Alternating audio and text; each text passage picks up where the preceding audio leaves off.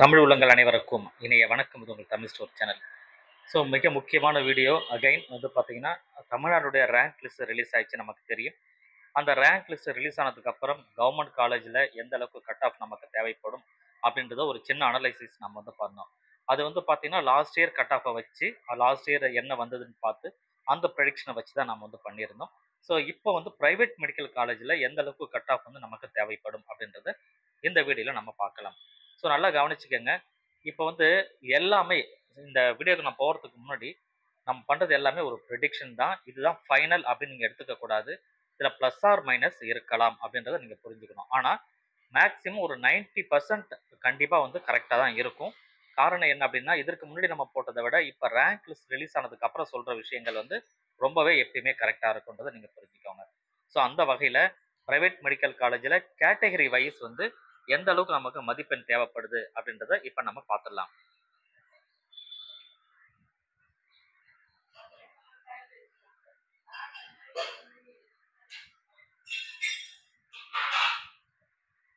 So இப்போ வந்து பார்த்தீங்கன்னா ஓசி கேட்டகரிக்கு 498 இருந்து 500க்குள்ள இருக்கும்.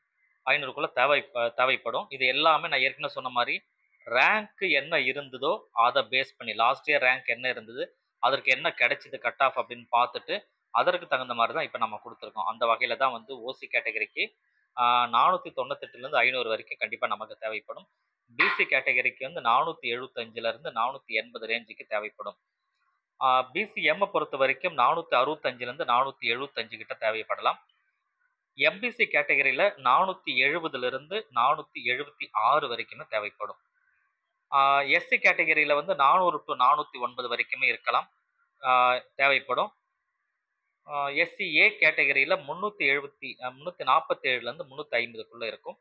அதே போல் எஸ்டி கேட்டகரியில் 350 to 360க்குள்ளே, 355 to 360க்குள்ளே இருந்தால் உங்களுக்கு சீட் ஆனது கன்ஃபார்மாக கிடைக்கும்.